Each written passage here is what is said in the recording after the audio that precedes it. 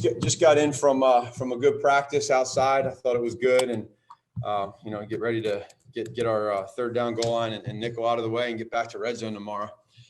Before we get started, I just wanted to. I know one of the things that we've been discussing all week is you guys have talked about is the play calling, and I just wanted to let everybody know that I made the decision to go ahead and pass up the play calling, and I'm going to give it to Bill Laser. So it's a decision that I made. We've been talking about as a staff, and I said to you guys the last couple of days, keeping it internal, and a lot of that was for really the idea for us to collaborate as to where we're at and how can we be better as a staff, how can we be better as a team. And as you all know, it's very, very important for me to make sure that I'm doing everything I possibly can to make the best decision for the Chicago Bears. And I think right now that's where we're at. It allows me to really look at all three phases from the head coaching position, and focus on that. I've been a part of this before this situation at other teams and really have focused on the positive that have come from it. So, I'm excited to let Bill take this over, and he has experience in this role. I think he's going to do a great job, and it's something that for us, it's going to be something that we all just decided together, like, hey, let's go. And so it's a lot. I think it shows the belief too that I have and that we have in the coaching staff. So I just wanted to make sure that you all know that you have that. I think it's important. And really with that, we don't have any more updates in regards to the COVID reserve with any of the players. It's very similar to that concussion protocol deal. So that's where that's at. And then, the injury game statuses will come out tomorrow in regards to the game. So that's that. First up, Pat Finley. Hey, Matt, is this a permanent move for the rest of the year? And also, why Bill? You have Flip on your staff too, who's called plays before. What pushed you in Bill's direction? So here's what I say. Right now, what it is it's for this week, and excited to see how well we do and move forward. I hate to say anything's permanent, but just try to really focus on this week with the Vikings and keep it at that. And then we'll have the bye and go from there. But and then as far as the other coaches, I have a lot of respect for the other coaches on our staff. I know Dave Ragone and John DiFilippo both have done an amazing job. The four of us, along with our other coaches, we all get together. We all scheme, run, pass, every part of the game plan we do together. None of that's going to change. We're still all doing that together. So Bill has done it before, and I do believe that guys like Dave Ragone and Flip has done it obviously for a while, but I think it shows the belief in all those guys, and Bill knows that he's been there, done that, and all of us working together is hopefully going to be a positive for us. JJ? Matt, how did your experience being given the play calling duties in Kansas City in 2017 kind of shape your decision to make this call? Yeah, you know what, JJ, it definitely, you understand, I've been around, obviously, one of the greatest head coaches in the history of this game in Coach Reed, and one of the best play callers in the history of this game in Coach Reed. And for me, in that time where he was able to show the trust in me at that point, to give it to me to run the offense and call the plays, it was a little bit of a change up. And sometimes when you're in this position that we're in right now, you want to make sure that you're looking for solutions. And it's, you can always talk about execution. You can always talk about teaching. You can always talk about all facets of the game. But this here, with me going through that and seeing what can come from it, I just think it's the right thing to do. And so it didn't, we'll see where it goes. And like I said, the word exciting is there for us. Also for me, guys, I think what it does is, I do believe that one of my strengths as a head coach is in the leadership role of being able to, this will give me an opportunity to really step back and see things from a different position. And then whether it's offense, defense, special teams, just have a little bit more input, whether it's throughout the week or whether it's on game day, and whether, situational football, timeout usage, stuff like that, where, You can still do that when you're calling plays, but it's a little bit different. So I'm just trying to look at the positives through all of this, and that's kind of where we're at, and that's that. Dan Wiederer. Matt, this obviously isn't an easy decision to make, and previously you had said that you didn't think that this was something that was on the top list of your priority list. What convinced you here in this week that it was time to go that route? Yeah, I would say, Dan, that just again, the collaboration of talking with the coaches, and just me being very open and honest to them as to really the where we're at, and how can things, get better, and how can we do it together. And I do want to say, like, our offensive staff of coaches, I'm super proud of to be a part of. I think they're so very supportive of me. They have my back. They just want what's best for this offense and for this team. And it just speaks to who they are as people. When you hear that and you have people like that are surrounding you, that you trust, it really makes the decision a lot easier. And, and now you go. It's one of those deals where they're doing everything they can. Again, the Monday through Saturday stuff doesn't change as far as, installing the plays and putting stuff in and all that. We're like, that's still fun. And is it hard to do? Absolutely. I'd be lying to every one of you guys if I told you that this is easy. It's not easy. It's one of my favorite parts of coaching. I love calling plays. I love it. Is it permanent? Like you were asking before, no, it's not permanent, but guess what? If this is what's best for the team, then that's what I'm going to do. And we need to do what's best for us, not what's best for Matt Nagy. And that's where I'm at. And I'm excited about it, looking forward to it. Adam Johns. Hey, Matt, just I wanted to ask you about, I imagine Bill, I don't want to say ran practice today, but called practice today. He went through the motions, I take it, with Nick, right? Yeah. So here's what happens, guys, in training camp and in practice is Bill does that really in every practice, other than when we're going 2-minute and stuff. I'll get the microphone, or I'll get the walkie-talkie and talk into the quarterback's helmet at the end of practice when we're doing 2-minute. But he's been doing that the entire training camp and all season long. He calls every play, into Nick or the quarterback's helmet. So that constant communication is there. So that'll be kind of natural in regards to that. Hub. Matt, I'm curious, as this conversation has gone on, even dating back to last year, I think I recall 3 different times when you had mentioned that if you did make this move, you wouldn't tell us. And I assume part of that might have been to not let your opponent know, but obviously you changed your mind. And I'm curious why you changed your mind, decided to talk about today.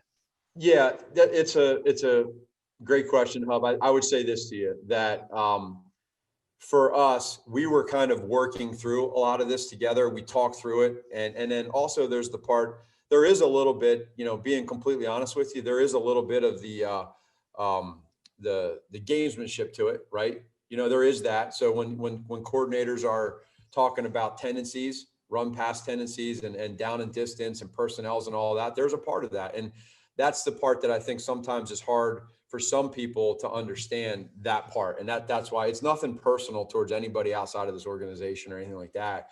But after you start thinking about it, you start talking through it, I think it just makes most sense to go ahead and just be able to explain the why part. And that's kind of what we're doing right now. And now everybody understands, there's no questions, there's no concerns. It is what it is. And now we just go ahead and move forward. And that would probably be, my best answer I could give you for that. Jason Leisure. Matt, I appreciate your honesty about this. And I wanted to ask you, do you think beyond strategy, do you feel like this sends a bigger message to your team that you're willing to do something like this? That I don't know many coaches in your position who would do this. Yeah, no, I would say I don't know that answer because this is not something, just so y'all know, this is not something that I made where I had a big team meeting and explained to everybody that this is what I'm doing.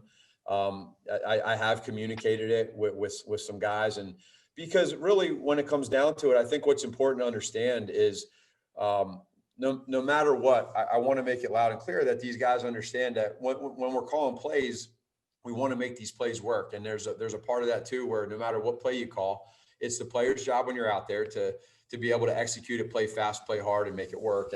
But our guys, again, I think our players have ultimate trust in our other coaches. And for me, Jason, it's not easy, but it does get easy the more you think about it. And when you start thinking about the why, right? For me, if our team can be better because of this move, and I don't know that, but if we can, then darn it, that's what we need to do. And that's what I need to do. And that's my job as a head coach. And there's a lot of great head coaches out there in this league that don't call plays as well and have done it a long time that I have a lot of respect for. So that's just a part of this job that I signed up for. And I have to make these decisions. And it just really makes it a lot easier when you have people that you believe in. And at the same point in time, for me, I do feel like right now, this is the time.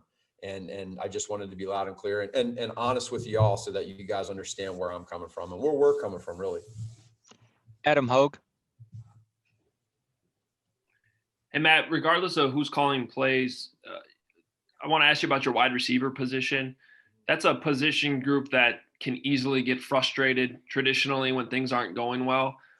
But what do you like about what those guys are grinding through right now? And how can you lean on maybe the talent you have at that position to help dig the offense out of this rut? Yeah, I think that in regards to our wide receivers, I love going out there and watching them practice hard each and every day. And like you said, they are guys that at times, let's face it, they want the ball, a lot of them, and that's okay. They've always been that way. And so when you start having a little bit more success early on with passing game, or you start moving the ball downfield a little bit more with some passes, you feel that. And I just love the energy that those guys have out there. They play hard, they practice hard. They really have been very, very positive throughout all of this. And that's kind of trying to find a way to get out of this rut.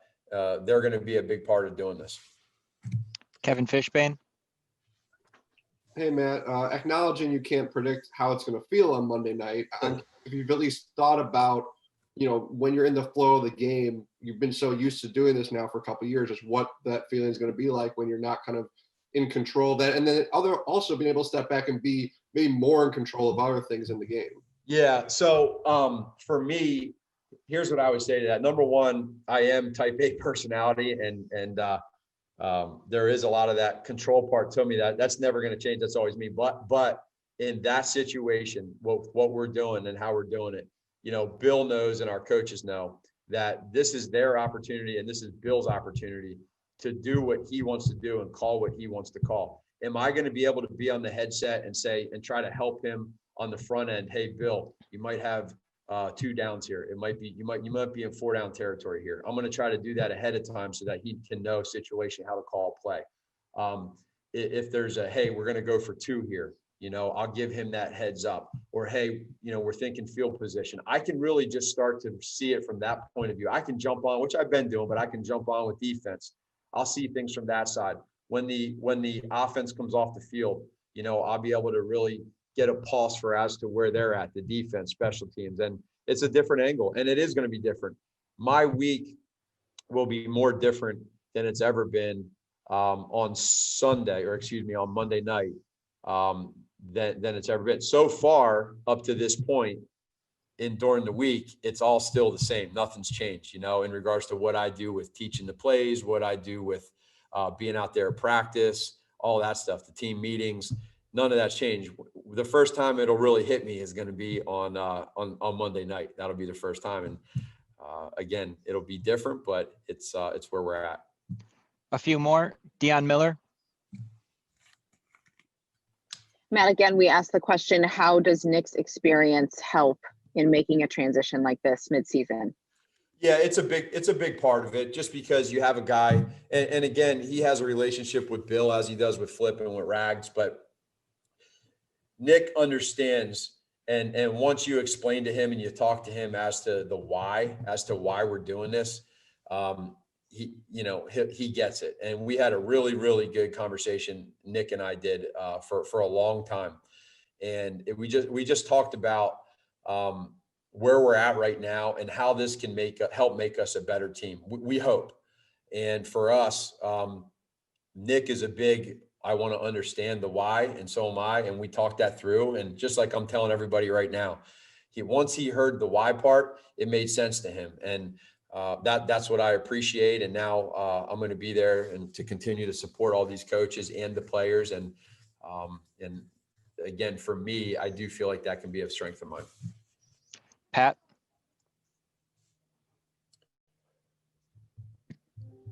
Matt, was this a function of not having other cards to play in terms of you've switched quarterbacks, you have some new assistants this year? Was there an element of change for change's sake, or is there a specific area that you think Bill may help you with? I just feel like for our team right now, when you're going through what we're going through offensively, just like I said in regards to Mitchell and with Nick, I talked about being a gut feeling, and none of this is premeditated as to this week. If we do this, this, and this, and then we're going to go ahead and I'm going to make the decision to switch the play calling over to somebody. It's just kind of where we're at. You get a feel and you understand, okay, this is where our offense is at right now. And we've been struggling, and for different reasons. And again, I don't think it's one particular reason, but if there's something that can help spark us, or if it's just sometimes just a change up, right? It's like bringing in, for instance, a different style pitcher. You have one pitcher that throws one way, and now you have another pitcher that throws another way.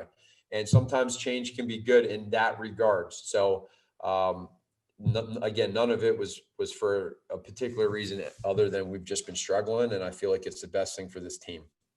Last one, Dan? Matt, if I'm hearing you correctly about the support of your staff, I imagine some of that support is in the form of honest, sometimes harsh feedback. Was that the case? And what was some of the things that you heard from them that helped you, settle on this decision? Yeah, there wasn't, there really wasn't any of that in regards to the harsh criticism or none of that. There wasn't that. It really honestly came from more of a supportive, like, hey, if this is what you think you need to do and this is where we're at, then you trust where you're at and you do it, and we got you. That's kind of really where it was more from than hey, these were terrible play calls in this situation, that situation. I would have called this, I would have called that. It wasn't that. It wasn't any of that, but it was just more of from a supportive role that they're coming from. And that's honestly what I appreciate about these guys is that we have, I hate to say but we have guys on this staff that will do anything to make sure that they will work as hard as they need to work so that the Chicago Bears, in particular offense, improves, gets better, and helps us win. That's what I love. So when I go home at night and I go to bed and I fall asleep, I can feel good about this decision. There's trust, right? We talk about belief. We talk about trust. I talk about that all the time with the players. Do you believe in yourself? Do you believe in your teammates? Do you believe in your coaches? Do you trust your coaches? Well, this is showing my trust and my belief in our coaches. And is it going to be perfect? No. Is every call going to be great? No. But that's okay. And we work through that. And I am going to be the biggest supporter of my coaches that I have on staff because I believe in them and I trust in them. Thanks, Coach. All right. I'm curious, when you're going into a game on national TV against a division rival with a losing streak, I think there's a temptation maybe for the guys to get hyped up, maybe put a little too much on it. Is that a good thing or a bad thing? And how do you, as a coach, try to guard against it if it's bad? I don't think the Vikings are on a losing streak. No, you're on a losing streak. No, we're not. We've erased that from our mind, Pat. We don't think that way. I think our guys know the history that they've had. The guys who have been here with the Vikings. We've also got a lot of guys who are playing for us on offense right now who weren't here for the last 2 years, right? But a guy like Jimmy Graham's been obviously in their division also and knows them, and some Darnell Mooney and some of our young offensive linemen have zero history with them. So everyone's in their own spot. I think you just deal with the specifics of where are we right now? Where are we headed? What do I have to do? How do I get better? When you're in the day-to-day grind, Pat, I don't think you look at those big picture things. Maybe because it's a later game on Monday when you're sitting around the hotel or something, those thoughts come up a little bit. But by then, hopefully, your preparation's done well. Dan Wiederer. Bill, hypothetically speaking, if you were asked to call plays, would you be open to it? And in your previous experiences doing so, how do you describe just the challenges and maybe the fun of that role when you have that role? That role is only fun when you're moving the ball and scoring points. That's for sure. Yeah, I mean, those kind of issues aren't mine to discuss. Obviously, I knew that was coming. You can tell from my reaction. Hypothetically, are you open to it? Jones Junior High School, I think, is calling for an offensive coordinator. Jason Leisure. Bill, how much has it helped during your first year on the job to have Allen Robinson? Well, I think he has a presence about him that permeates not only through the offense, but through the whole team. And you all have been around him longer than I have, or most of you have. And, he just has a presence, and he doesn't have to say a lot for that presence to be felt. I think those are kind of neat guys to be around, but people trust him. People know what kind of player he's going to be, number one, and what kind of person and teammate he's going to be also. And when you come in the building, you hear a lot about it. We didn't have the normal OSP phase 1 where you get to have meetings and meet them. OSP phase 2 where you get to go out in the grass and make them, so I felt like I spent a whole lot of time in meetings with coaches and personnel just hearing about Allen. But now that I've had a chance to be around him and see him, everything I heard is true. But I think the whole team feels it. Mark Potash. Hey, Bill, when you took over as the OC in midstream with the Bengals in 2017, there was an immediate offensive uptick against the Packers and the Browns in your first couple of games. What do you recall about that episode and the impact of the change? I mean, how much of it was like you calling plays or just somebody different calling plays, or what made what was it about that episode that you recall? Oh, I think every team is a little bit different. I recall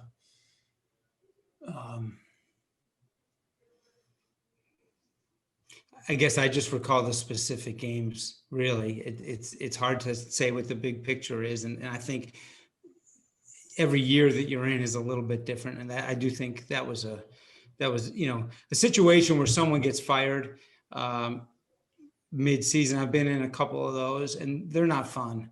So I probably remember some of the human side of that, of the people who you're working with who get let go, and having to push through that. So it was really a unique situation. Adam Johns.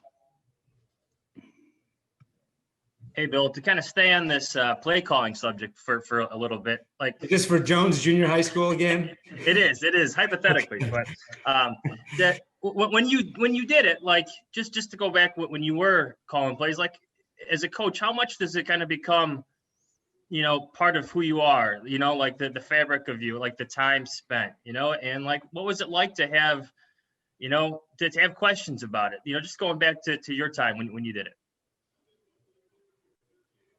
Adam, I don't know how to answer you. I really don't. I mean, I can think back to, University of Buffalo, 2001, 2002. We would do anything for a first down, right? Hopefully I've come a long way since then. But I don't know how to answer hypotheticals. I'm not trying to be short. I'm not, it's just not my area to adjust or to address. So I'm sorry. JJ. So I'm curious with your offensive line, when you have so many new pieces in there and untested pieces, technique is one thing. Do you feel like you're getting the physicality out of your offensive line that you need to kind of mitigate some of those bumps that you might have just from having so many different pieces in there? Well, I think first of all, when you start dealing with offensive line changes mid-season, there's a real art to coaching that position, which Juan and Donnie have to do, because you're talking about just so much communication, and as far as the communication part of it and the moving parts, it's probably more like coaching a basketball team, right? And then when you start moving them around, it's how do we match up? Is who's best at guard, who's best at center? I mean, there's a lot of art to that. I don't think anyone would say that there are plays that we wish we didn't block better. You asked about physicality, but at the same time, we can put on a lot of play. I mean, you have to be physical in the pass protection too. The way the game went last week, we had a whole bunch of pass calls, right? When you're behind in the second half. I mean, that is hard for offensive linemen when the D-line is pretty much 99% sure you're passing. So all the advantages that right now in this league that you would say are to the offense, they all tend to go away when you become predictable, like when you're at the end of the half or game when they know you're passing. So you have to be physical, even though maybe you're backing up in your pass sets. I mean, I think there were a lot of physical plays. But we have to get better. We addressed it, I thought, very well as an offense, very clearly. Had anyone that wanted to had a chance to speak. We addressed running the ball earlier this week. And so hopefully the players, if you'd asked them, would tell you what our thoughts about it are pretty clear. Stacey Dales. Bill, you segued me perfectly. I was going to ask you, what is one area of this offense that you most want to see pop as you head into Monday? Well, it's hard to say most. I think there were a couple situations, and I don't know that this would ever show up. I don't know that you could find an example on the game tape, Stacey, to show it, right? But there were a couple examples where we weren't 100% on the same page as on the game. And to me, the first thing you do is not lose by eliminating those errors where your communication or something just isn't quite right. I mean, I think all of us as pros take great pride in the details and the little things. And so that would be the first thing. Again, that's not something probably you can find a great example of. But like you said, you segued from the run game into it. I think we'd all like to get back to the production that we had earlier at the beginning of the year. It doesn't mean calling the same plays that we ran at the beginning of the year, but the production that we had.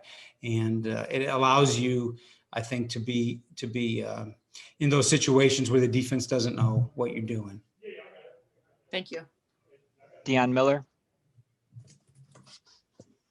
Bill, dealing with reality, not hypotheticals, how close do you feel like your offense is to clicking, to getting on the same page and having some success?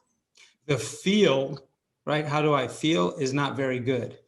But the reality is probably a lot better.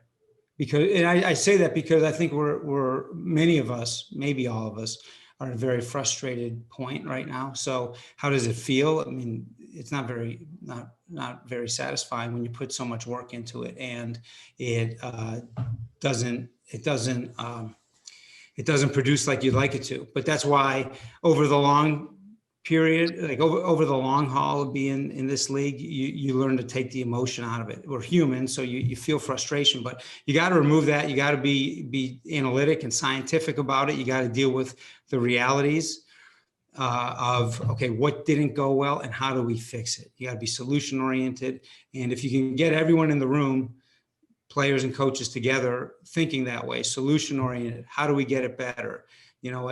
Sometimes it looks like a huge task, but when you break it up into the little pieces and you just handle one little thing at a time, big things can then be tackled. And that's kind of what we have to keep our focus on. I mean, it's always been that way. There's never been a magic pill that I've found. So let's just take care of one little piece at a time, be analytic about it, remove the emotion, try to remove the frustration, and it'll be a great story later. Time for two more quick ones. Kevin I'm gonna have to Fishbane. make it one, Eric. I got to get to walk through. Last one. Sounds good. Last one. Go ahead, Kevin. Hey, Bill, with Anthony Miller, I'm wondering what stood out when you looked at his past two games. And then I know the challenge with him has been getting him to build consistency since he's been here. How do you get those two games to kind of build out the rest of the season so that he can kind of keep on that path? Well, I think consistency is a good word, and I think you channel the passion, the energy, the play speed, all those things that are positives. His change of direction, obviously, he has a quick burst. You channel all those things. You just, like with every player, you help him do it play by play. And I try not to think about, maybe I'm in an advantage and I don't have to think about his past when I wasn't here, right? I can deal with what I see and what I've been around now. And, I can go back to me, his past is helping us win that first game of the year against Detroit. So let's just keep focused on that and keep positive with him and keep coaching him. The guy's open to coaching, which is it's fun when you coach people who want to be better. And he's shown that he's open to it. So. Chuck, what did you like about what your group did against Derrick Henry, and what's the new challenge with Dalvin Cook this week? Yeah, same one. Just these great running backs and offensive systems keep showing up week after week. But really proud of our guys. Rose up to the challenge a week ago and did a nice job against Derrick Henry, and we're going to have to do a lot of the same. It's going to take all 11. This special back that we're playing, and front side, back side, interior, all that stuff. Everybody is going to take all 11, all three levels playing at their very best to stop this guy and contain this guy. You don't stop him. We just got to contain him. Kevin Fishbane. Hey, Chuck, what are the coaching points this week with your guys when it comes to the play action game that Kirk likes to do? Just great eye discipline, much like last week. If they get the run game going, obviously it just opens up everything for Kirk and that play action pass. And they got, great wideouts and tight ends and dump it off to a back if everything's covered in the back end. But there's guys running all over the place, race routes, scissors routes, crossing routes, mesh routes, deep hangs, deep overs. So it's going to take, great communication, everybody being on the same page and great discipline, great technique and being really good with our eyes. JJ. Chuck, you had a chance to coordinate a defense against Dalvin Cook last year on that one game early in the season. What did you feel like worked in that game to slow him down and not let him make much of an impact? And is that realistic to, have a game-to-game plan like that against him? Yeah, they did a nice job. And you can go back and look at, the past, 3 or 4 outings. He didn't play in the last game, obviously, of last season, but the first one, the guys did a great job. And again, it was the guys executed, and guys did their job. We set good edges. We played square in the middle. We got knock 'em back. We tore off blocks. We tackled well. We never really gave them an opportunity to get going. So it's got to be a lot of the same thing. But again, it's a different year, a different team, all that stuff. So anything that's happened in the past has no significance on this game come Monday night. Dan. Chuck, as a complementary piece in their offense, I'm wondering your impressions of Jefferson, and particularly as a rookie, what jumps out to you about the way he's been able to carve out a role so quick? Yeah, this guy's a top competitor. I love the way he competes. 50-50 balls, it seems like he comes down with every damn one of them. He's explosive. He's long. He's fast. When you look at him, you say this guy can't be a rookie, but he stepped in and done a great job. And our guys will have to compete their tail off, especially at the catch point with this guy, because he, like I said, he goes up and gets it. Pat Finley. Hey, Chuck, what do you appreciate about the way Roquan's playing right now? And is this the best you've seen him look since you got here? Yeah, what's not to, appreciate, everything. Mostly his from year 1 to 2 to now, his preparation, his leadership has been off the charts. A guy watches a ton of film. When we hit the practice field and walkthroughs, he's like a magpie out there. He is always talking. He sets the front. He makes all the checks, communicates so well. He's in concert with the front. He's in concert with the back end. He just gets everybody on the same page. And him and Danny, again, are playing at a really high level. but it's his preparation. And then all that is showing up on game day because he's able to go out there and play fast and just let his God-given talents and instincts take over. Mark Potash. Hey, Chuck, your guys seem to get up to play against backs like Cook and Henry. And, especially last year, with Hicks and Roquan and Nichols out, it just seemed like they stepped up. Is there a mental component to this, that the focus is just that much greater against the biggest threat? Yeah, they love a challenge, obviously. And we've got a job to do. They know that. But I think it's just, having an offense like this and having a runner come to town and a great quarterback and, the weapons they have, on the outside, the tight ends, it's going to be a huge challenge for everybody. But they love all the, because you guys, in the media, all the, pundits talk about this, that, and the other, and, who's up for, in the MVP race and the conversations, all that stuff. And we got our blinders on and our earmuffs and all that. We try not to pay attention. We just try to focus on, getting ready for everything. But they hear that, and we got a group of grown men in that room that love to play and love a challenge and play with a chip on their shoulder. And again, what we've done in the past means squat. So we got to prepare. We got to have a great day of practice today, a great fast Friday, phenomenal mock game, and then wait around till Monday night, and then go out and play and have fun. Stacey Dales. Coach, what are you most proud of with your defense, despite the struggles that the team is going through? These guys just show up, they're great pros. They prepare, Stacey, week in and week out. They got a ton of pride, and they want to carry, they understand circumstances, and it is what it is. And they're doing their job, and we all have jobs to do as coaches and players. And we prepare week in and week out.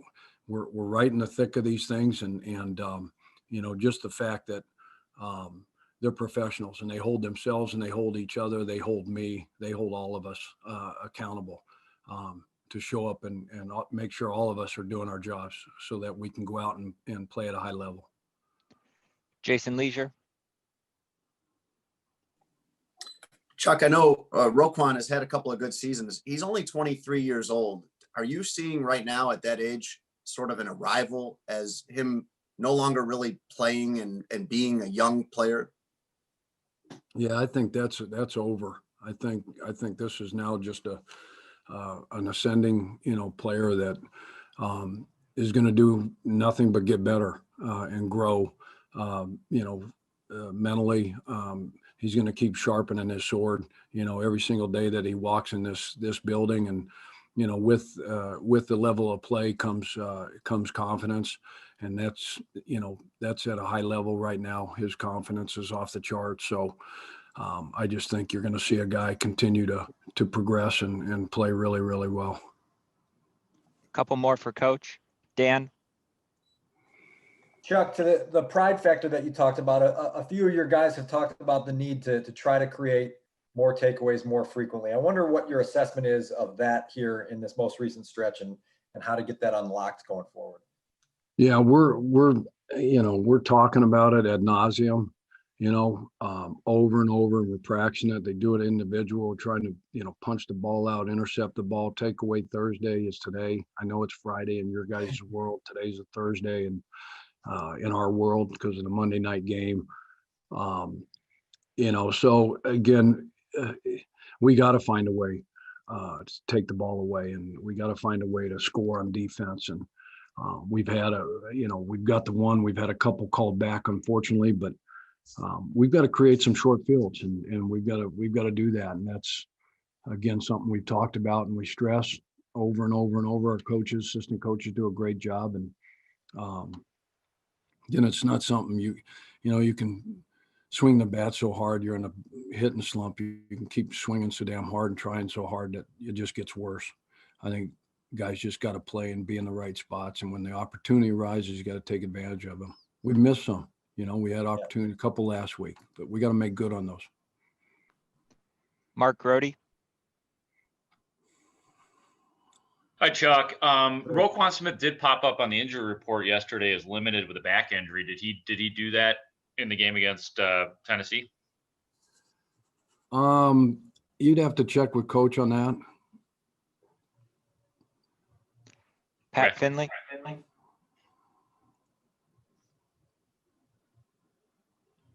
Chuck, on the play when Eddie crashed down and missed the tackle and it went for 30 or so, do you have to walk a fine line between discouraging that and wanting him to stay aggressive and trying to get a fumble out there?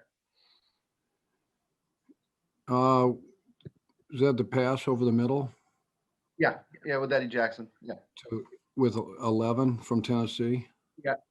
Yeah, I think coach decides that he was trying to force a fumble there or trying to be aggressive.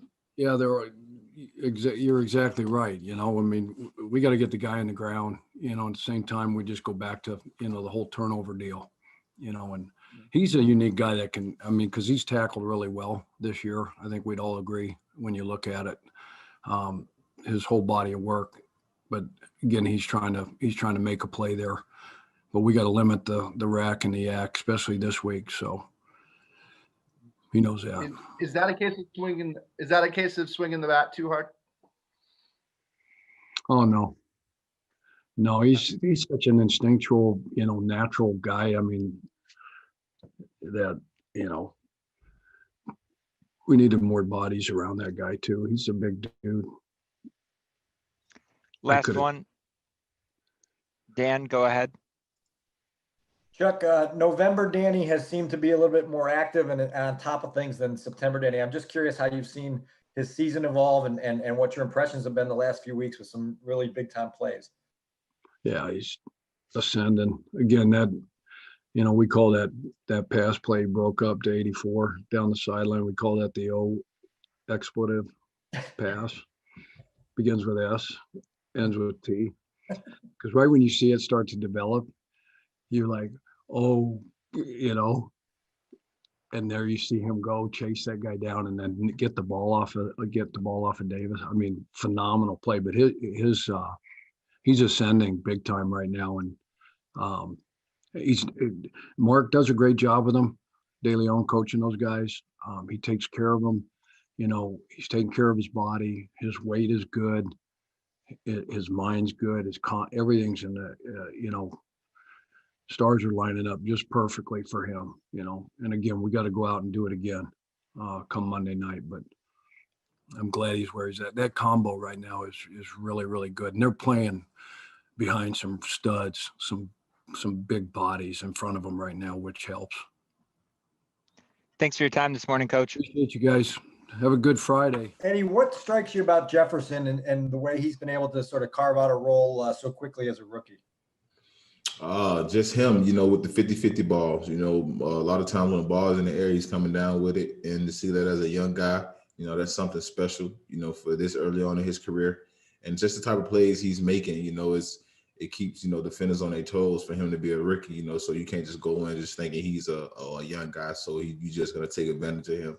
Nah, he's ready to play, you know, at a high level. So we got to come in and treat him like anyone else and, you know, be ready to contain those guys. You guys have also had success stopping Cook in the past. Do you have a feel for why you've been able to do so?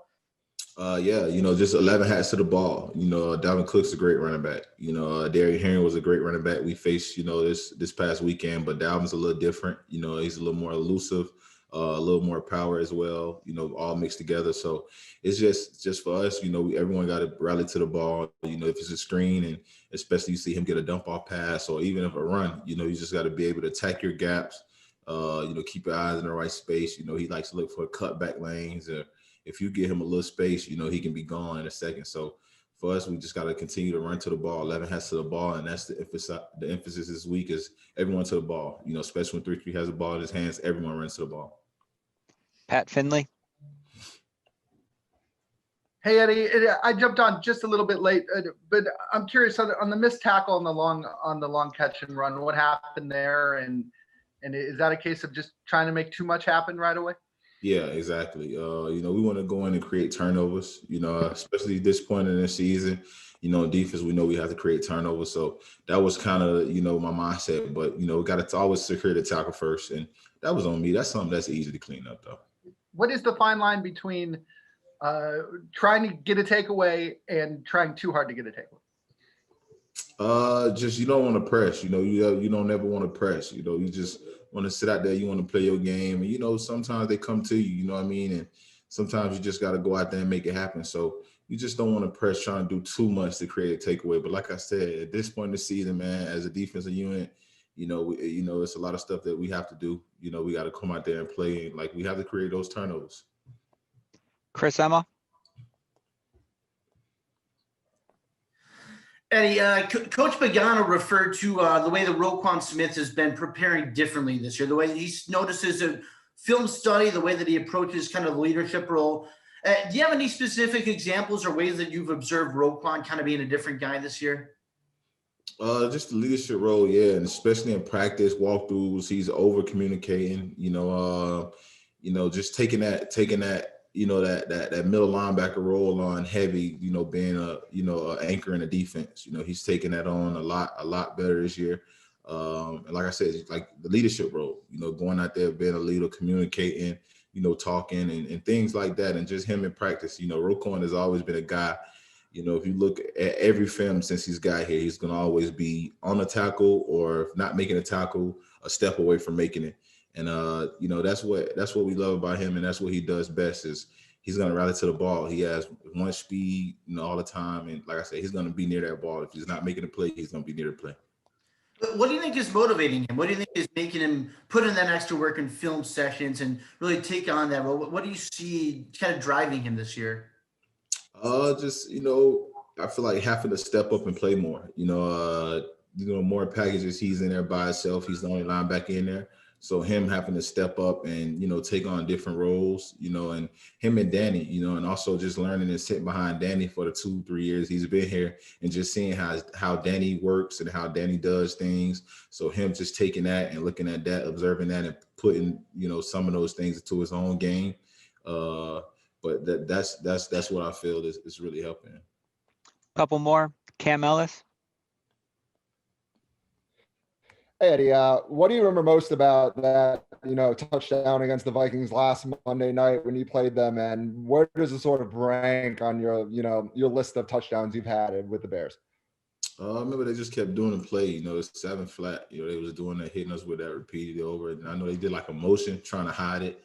And, I seen a guy and I just stood, I just waited there and made a great break. And, it was that touchdown was, definitely the top ones because it's kind of sealed the game, and, especially be at home and the type of year we was having in front of our fans. And on Monday night, it's always memorable when you make plays like that on Monday night to kind of seal the game. JJ. Eddie, you guys have had quite a bit of success stopping Dalvin Cook in the last couple of years. What has been the key to that, and what goes into stopping a running back as good as him? Yeah, like I just told him earlier, just 11 hats to the ball, going out there, playing our game, shooting your gaps. Like I was saying, Dalvin's like a guy, he's elusive, he has power, he likes to look for the cutback. So we just got 11 hats to the ball. That's what we've been able to do, the last few years to contain him. Is everyone runs to the ball, and we see 3-3 with the ball in his hands. Everyone swarming around him, trying to get him on the ground, coming up, not trying to make a big explosive hit, just tackle him, get him on the ground. Because sometimes you come up trying to make a big hit, he can bounce off those tackles. And, obviously you've seen it, take it a distance. One more, Dan Wiederer. Eddie, with some of the things that you guys had to deal with recently with the coronavirus, and now obviously some of the numbers spiking everywhere, what's your current level of concern? And when you leave the building, how do you sort of continue to protect yourself? I mean, it's getting kind of scary, and it's just the crazy thing about it. It affects everyone in different ways, so you never know how it may affect you different, but someone you close to or relative to you or somebody else on the team, it might affect them totally different. So, but for me, and a lot of the guys, I feel like, well, most of us, everybody go home, especially me, like I don't go I don't go nowhere. I don't go to stores. I don't go eat in restaurants. You know, I go from here. If I stop, get gas, and I'm in the house, you know, I'm watching film. So that's kind of how I protect myself. And, you know, if I have family in town, you know, I make sure they take a test before they come. You know, like my mom and dad, they coming for Thanksgiving, you know, ask them to just, you know, take a test before they come here. Because like you see, it's getting outrageous, especially in Chicago. I seen they shut everything back down. So just got to be more careful, man. And like I said, it's a scary situation because you really don't know how it affects everyone. You know, it affects everyone totally different. So just got to stay cautious and be on top of everything. How different has this year been for you guys as a team, not having sort of that usual, you know, camaraderie where you have the chance away from the building to get together and hang out? It's really been different. You know, it's like I said, it's totally been different, you know, because the last few years, you know, like you said, just being able to hang out, just being around the guys, you know, getting those guys is different outside the building and in the building, you know, so just being able to, you know, really get to know each other. You know, we have some new guys on the team as well. So that kind of affect everything. But, you know, you just got to take it for what it is sometimes, man. You got to handle that adversity. And for us, the thing that I feel like all the players in here, what we hate the most is not playing without fans, you know, and especially when Chicago, when we go out there and we win it, you know how, you guys know how Soldier Field can be, you know, so it's just crazy to go out there like a Monday night game like this against a huge rival, you know, a division opponent with a lot of stuff on the line, and to go out there is just no one in the stands is kind of, you know, it kind of sucks. So you got to find that energy and get that energy for somewhere else. And right now on defense, we just trying to get it from each other and just, you know, rally around it and use it. Thanks for your time, Eddie. All right, thank you. Hey, Roquan, how are you? Doing well. Good. Hey, when you go a game or two without a takeaway, what does that do to this defense in terms of being hungry for one? And do you have to be cautious against kind of trying too hard? Absolutely. You don't want to force anything whatsoever. So we just have to play within ourselves and just make the play when the play comes, and not think too much about it, because when you go out trying to force things, that's when worse things can happen. JJ.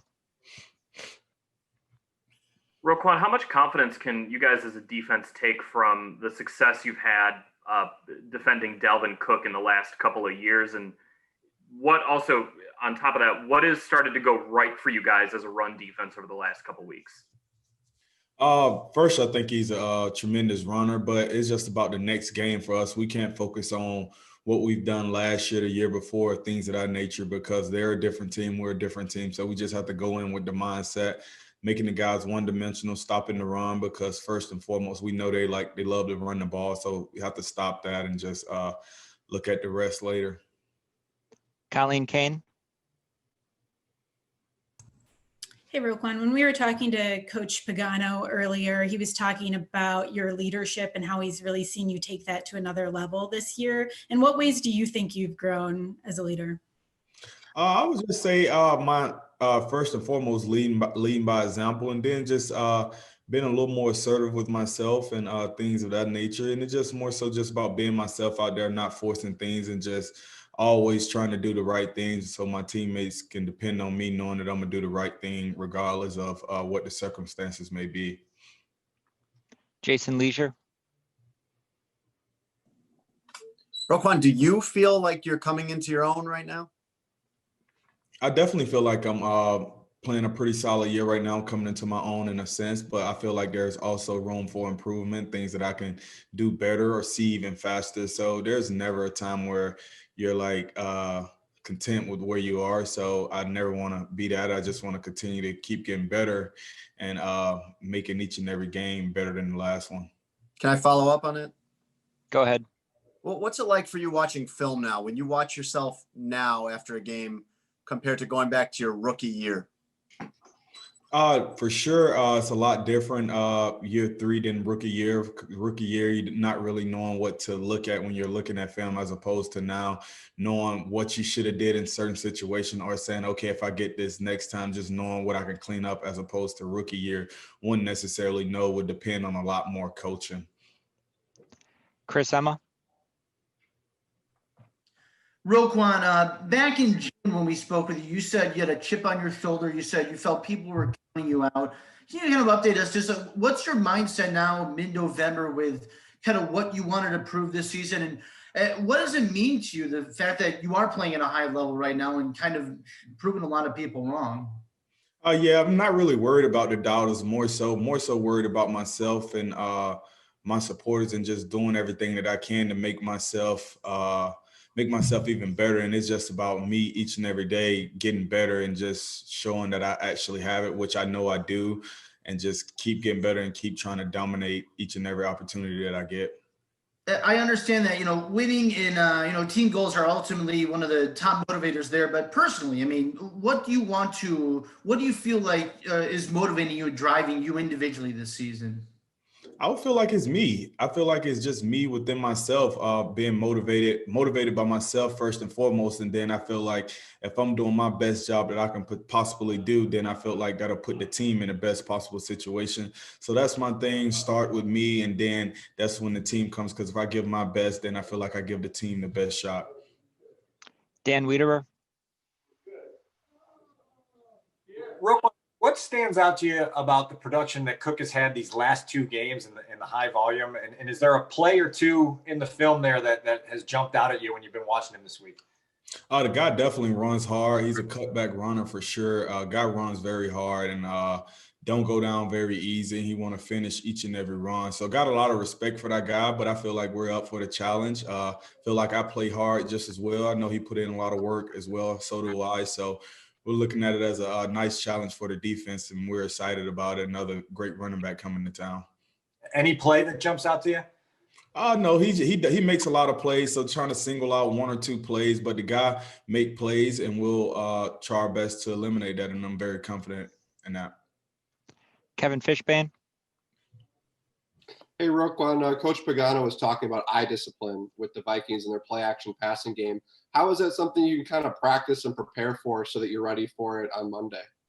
Just more so paying attention to your details, not guessing, not trying to force things, and just more so doing your job. Everyone each and every person has a job. And if you do your job, that'll put us in the best possible situation to win, and not trying to do others' job. That's what I think it all boils down to. Couple more for Roquan. Deion Miller. Roquan, having gone through a losing streak like this similarly last year, what did you learn from that? And as part of your leadership, how are you kind of guiding the team through another one of these midseason lulls?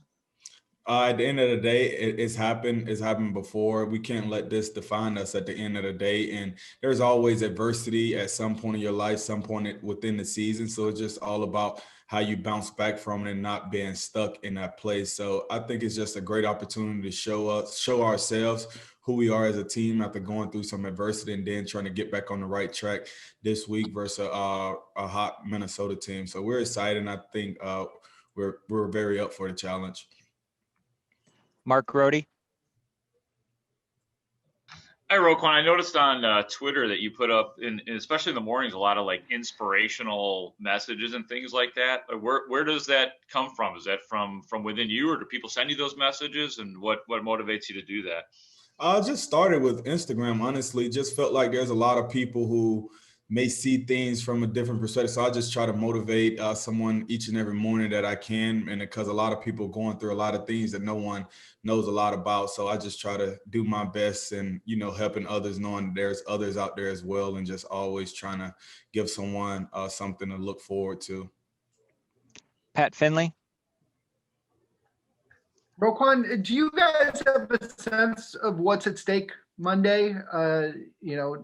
Stopping the streak, keeping the Vikings down, going into a bye week with a little bit of momentum. It feels like a bigger game than usual. It's the next game for sure. So it's definitely the biggest game yet, because it's the next game. But we're just more so focused. It's a division game as well. So we know actually means a lot. And we haven't done our best the last couple of weeks. So it'll be just a great time for us to get this W going into the bye week, and then just knowing going into the bye week on a win is a lot better than going in on the L, and just knowing what we'll have to improve on after the bye week. Last one, Sean Hammond. Hey, Roquan, just wondering, do you feel like Danny Trevathan is playing better now than maybe he was in September? And I guess if so, I mean, what do you think might have led to that?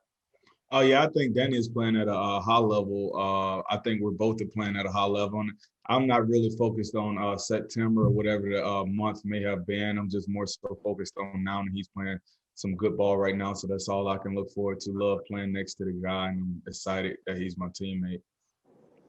Thanks for the time, Roquan. I was talking to Coach Fritz yesterday, and he told me kind of how impressed he was that one of your first purchases was that jugs machine that you bought after signing. He said that you're kind of a frugal kid. And I was just wondering, did it hurt? He said it might have hurt a little bit for him to buy that at first. So is that a little bit true? Was it a lot true? And I was also curious, like, where did you grow your love for savings? Was it when you were young, like odd jobs that you had around town, or just stuff like that? Yes, I mean, yeah, he's a person that I've talked to a lot of times about like saving money wise and getting into stocks and whatnot. But I mean, it was a purchase I knew that I would need. It was one of the purchases I've been wanting for a very long time, even in college. And then I mean, it didn't hurt as much, but I mean, I was happy with it. And then yes, it started at a young age, just wanting to save money, not spending on like unnecessary things, and just in the future, I know I will want to buy something that I needed. So when you were doing odd jobs around town or whatever, did you have a first job? I remember my first allowances, I was always saving my money right away. Were you the same kind of way? Did you just have just squirreling away whatever you got early on as a kid? Yeah, whenever my mom would give me something like some money for snacks at school, I wouldn't spend it. I would just put it in the shoebox at home and just continue to get some money from my mom every week and just put it in the shoebox. Dan Wiederer. Darnell, Coach Furry was talking a little bit earlier this week about kind of your increased swag and the confidence that's continued to grow as the season's gone along. How does it feel to you in comparison to early August in terms of where you are, confidence-wise, where you are in terms of that feeling of belonging on this level? I mean, I've had my same confidence that I've had from the start. I mean, I'm just getting more comfortable of just being around the guys and just being myself. As Coach Nagy says, just be who you are. And I mean, yeah, I got a little swag to myself, but like I said, I'm just getting more comfortable with the guys and just able like to be myself. On the 22-yard catch you made in Tennessee, where the linebacker was kind of bearing down on you and you kind of had to look around. What's the key there in retaining concentration with the way that play's unfolding? Just got to be hungry for the ball, man. Whatever it is, if it's anywhere in your vicinity, man, catch it. So that's one of the goals I have. If I'm able to catch it, then I want to catch it. So even the one that went out of bounds, I mean, it didn't count, but hey, if it's in the area, I want to be able to catch the ball. Colleen Kane. Hey, Darnell, since we're a little more than halfway through the season, beyond comfort, what other ways do you feel like you've grown since the start of the year? Just one of the things with catching the ball wise, I mean, we have Allen out there. I mean, literally every time you throw Allen the ball, he's going to catch the ball. So, I mean, my demeanor of just catching the ball wise was, I mean, I want to catch it every time it's thrown to me. But like after you see him during the game, it's like, what? Like, how is he even catching that? Like, so I want to get that. I mean, I'm getting that mentality of just anywhere, whenever, like, I want the ball to be in my hands wherever like it's thrown. So Pat Finley. Darnell, I'm curious about Foles. You know, you guys have a big game coming up on Monday Night Football against a division opponent, trying to break a losing streak. He strikes me as the kind of guy that's not going to get too high, is probably not going to get too amped. How has his experience kind of helped the team navigate some of this stuff? I mean, he's a Super Bowl winner, man. He's a winner at the end of the day. I mean, he's gonna get us locked in, get us back on track, to get back rolling, get some wins, and I mean, when's the right time to do it on a division game? We have to win. So it's a good time to start now, and we got a great guy leading us. Steve Leventhal. Yeah, hi Darnell. Who would you say is your go-to guy, either player or even in the management and the coaching staff, to just kind of help you navigate the waters of being a professional football player? Like I had said before, I can't really direct to any one person. It's been a lot of guys throughout the whole team that has helped me along the way. So I can't give any one shout out to one person.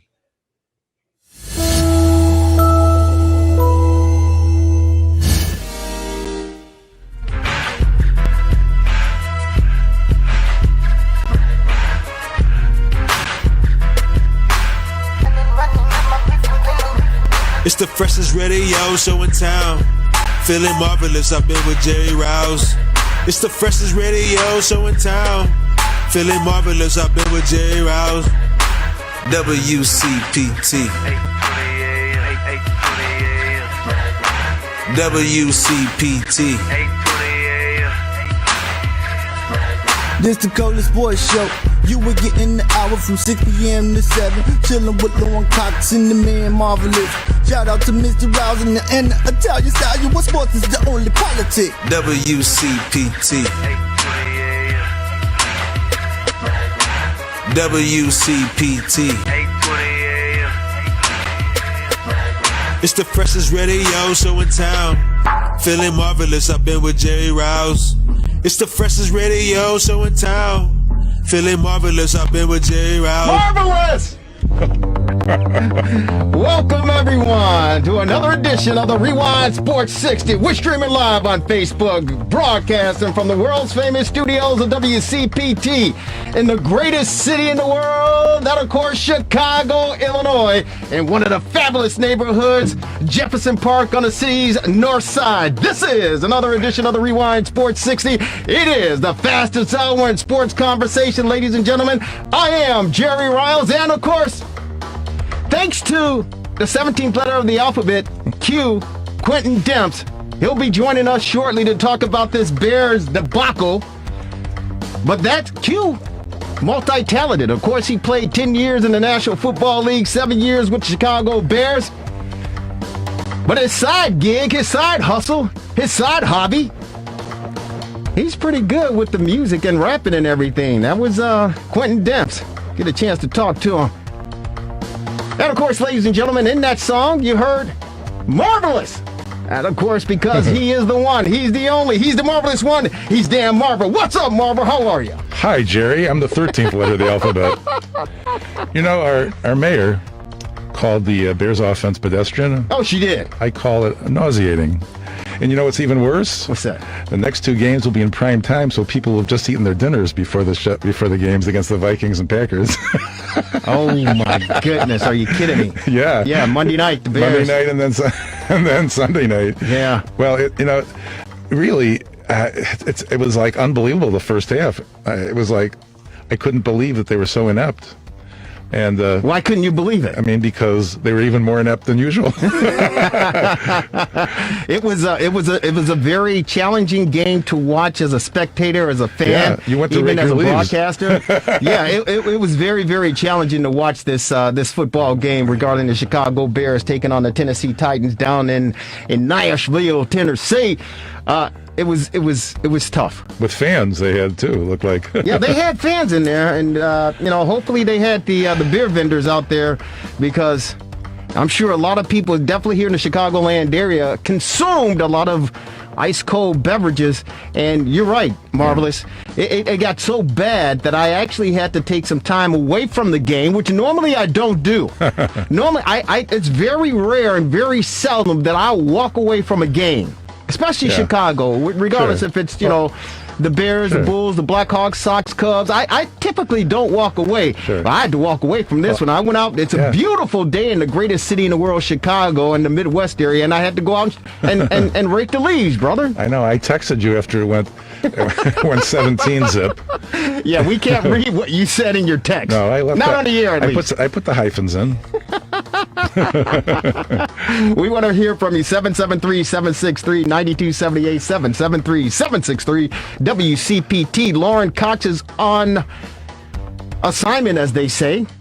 Hopefully she'll be in studios next week. And again, we will get an opportunity to talk to Quentin Demps, 10-year veteran, former Chicago Bear. He will be joining us in our TR60 hotline to break this thing down. And, of course, you love him, number 51 in the program. He's number 1 in your heart, Bruce Herron. Outside linebacker, 5 years with your beloved Chicago Bears. Back in the day, played with the beloved, may he rest in peace, the late, great Walter Payton. Bruce Herron will be joining us, and I'm eager to hear what Bruce has to say regarding this. You know what, Marvelous? Yes. This was a very difficult football game to watch, no question about it. Amen. And the two things that continue to ring out in my head. Two things continue to ring out in my head. You know, Matt Nagy kept saying, "Hey, let's enjoy it. We're 5-2. Hey, let's enjoy it. We're 5-3." Well, Matt Nagy, now you are 5-4. Now you are 5-4. And the other thing that kept ringing in my head, yes, and I told him, "Stop doing it. Just stop it. It's nonsense. Just stop it. Act like you've been there before." The damn club dub. Yeah. Club dub.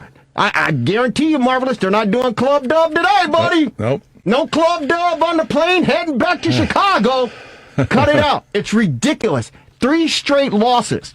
And I was the guy that put my neck on the chopping block for this team and said, "Hey, I believe this team can go. They can win the 3 games." I thought they could maintain a good stretch. Now, granted, coronavirus snuck his head in there, and they closed down Hallis Hall on Thursday, but they opened it back up. The National Football League said they're up to snuff. They meted the protocol, but they closed down Hallis Hall because players tested positive for COVID. So that's one reason, a main reason we had a depleted offensive line. And, of course, we see the debacle that we witnessed 24-17. The Bears fall to the Tennessee Titans. Yeah, I knowing that the offensive line is a problem, I thought they might go outside the organization with the trade deadline being last Tuesday to address that, but they did not, surprisingly, to me. Why is that surprising? Well, I mean, because it's an obvious need, and they're teams that were sellers. I mean, right now, in fact, they're playing each of these teams. Houston and Jacksonville have broke the tie for last place in the AFC South. Houston won. They have 2 wins, and Jacksonville has 1. Right. So, I mean, there are sellers out there, and I was reading some of the wires that said that they were interested in parting with some offensive line. Would you have to give up too much? Maybe a draft pick. I don't know what, but maybe Trubisky. Oh, jeez. Well, and it's interesting. The guy we just learned this past week that he hurt his shoulder on the Wildcat play. On the Wildcat play, one play against the New Orleans Saints, and that was a planned play. We thought maybe it was because a helmet issue or something, a mechanical issue that they needed to put him in for one play, but that was a planned play. Yeah, mechanical is right. Yeah. Malfunctioning mechanically. It was ridiculous. It's terrible. And, of course, Mr. Trubisky is the center focus regarding that situation. But as far as the Bears are concerned, and you're absolutely right, you got to do what you got to do. But in defense of Matt Nagy, yes. I kind of feel for the man. Mm-hmm. I kind of feel for him. Because this is the hand that he's dealt with. This is the hand that Matt Nagy has been dealt. Coach, do you feel like with 3 straight division games coming up that you guys have to right this ship almost immediately, or the season could head the wrong direction? Yeah, no, we got to. I don't know if you can see me the deal here. We do got to right the ship, and we just got to do it by getting 1 win. So we got to be able to. Whatever that is, by any measures, find a way to do it. And I think our guys will do that. I think that they understand where we're at. Again, unfortunately, last year we were in this mode and we lost 4 in a row, and it's hard. It is hard. Yeah, so obviously a high level of frustration. Anytime you lose 3 games in a row, you feel that way. And we didn't do enough offensively to get the job done. I thought our defense played really, really well. I mean, they're doing everything that we're asking them to do, and trying to get that field position going. Special teams play well, and then just recurring theme here on offense. So that starts with me, and we got to get it better. Yeah, see, I feel for Matt Nagy because his hands are tied. I mean, he's doing everything. The defense played outstanding. Always. I mean, they're the ones that are keeping this team in the games. Absolutely. This defense, and Holy moly! I mean, Kyle Fuller is playing lights out this year. He's playing lights out. He's on pace to become another a Pro Bowler at the end of the season if he continues at the pace that he's playing. But and that pick six, it was right there for him. Right. It was right there for him, and unfortunately, he got a hand on it, but he wasn't able to get both paws on it, and he had nothing but pay dirt in front of him early in the game. The defense, they're doing everything they possibly freaking can to keep this football team in these games. And, of course, Sierra Santos, or what's his name? What's his name? Sierra Santos? Not Sierra. It is the brother. Cairo. He's what is he, 12 of 12 now as far as field goals are concerned? Yeah. Special teams. They're doing their job. Offensively is the problem, and I feel for Matt Nagy because as much as he wants to call the plays that he feels that are designed to work, he simply does not have the personnel. No, I mean he finally brought Brian Dahl out of wraps. He had to when Montgomery was sidelined for protocol for concussion. But Montgomery had 14 carries, 30 yards. It's 2.1. It's the same pattern. There's no ability to have a running game, which opens up everything else. Now, granted, this offensive line that the Bears had to plug in there, they didn't even get an opportunity to practice this week. Again, the facilities were closed up at Hallis on Thursday, I believe, and they're just picking guys from the trees anywhere they can to plug in places just to have a starting offensive front up there. And unfortunately, these guys, they were beside themselves. I think you, me, Devin Tingle, Nick back here, Paul Shivari, I think we would have done at least a better job as offensive line for the Chicago Bears. And here's the deal. I'd be in my backside. But no, it's okay. It's okay. You would have been doing better than those guys, believe me. But here's the deal. Listen, they're not as talented. The Bears are the worst in the league. They're not as talented. They are not as talented. And here's the deal. When you lack talent, this is what I used to do. When I started getting older in age, right, and I was playing basketball, and I saw the younger whippersnappers running around me on the court, right, I was like, damn, this guy's fast. He's quick. He's this and that. So what I would do, this is simple. You just, when a little guy is running past you, you kind of tug on the shirt and pull him to slow him down a little bit, or you cut your angle and give him a little bump to slow him down to try to prevent him from taking advantage of you and exploiting you. That's what I think the Bears' offensive line need to do. Just technique. Right. Fundamentals, get back to the basics. Fundamentals, technique, your footwork, your hands, your angles, and then take a little pride in what you're doing. Say, this guy's kicking my ass left and right. It's not going to happen anymore. That's all you have to do, and just stick with it for 60 minutes. For some reason, it's not sinking in, Marvelous. Yeah, well, you watch a lot of other teams, and you see that there's some things that might be called holding that aren't called. So you might as well work within the rules, if you can. Yeah, I mean, listen. They've already taken the exception to the next level as far as penalties are concerned. Right. The most penalized team in the National Football League. They show that they can pick up some penalties. They no question about that. Okay. But listen, if you're out there, and I get it, and you need help sometimes, you do need it. And I've never played line or any part in the National Football League. Our Nets Gex has, and he will tell us. But to me, man, you're getting your ass kicked. You got to find a way to slow it down or stop it. And basic fundamentals, your footwork, your angles, your hands. I'm not, because they've already penalized 116,000 times this season, and we don't need that anymore. But evidently, it's getting to that point.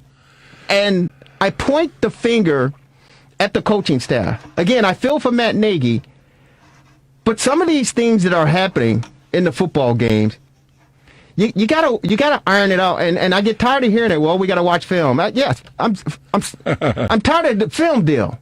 Because evidently, I don't know, maybe you guys are watching Charlie Brown and the Peanuts and the Great Pumpkin. Maybe you're watching Donald Duck. Maybe you're watching the Flintstones. I don't know what kind of film you're watching, because you're not watching the same film that we're watching on Sunday afternoon when we see you guys getting your ass kicked up and down the football field. Because if you guys were watching the same film that we're watching during the live coverage of it, you would say, hey, wait a minute. This shouldn't happen. That shouldn't happen. These guys should do this. These guys should do that. And then you get out on the frickin' football field and you do a walkthrough, and then you go, okay, let's go half speed. But It's conditioning. And you shouldn't have all these penalties. You shouldn't. And this isn't the first game that this has happened in. This isn't the first season that this has happened in. This has been happening repeatedly for the past 2.5 years. So, to me, it comes down to the coaching staff.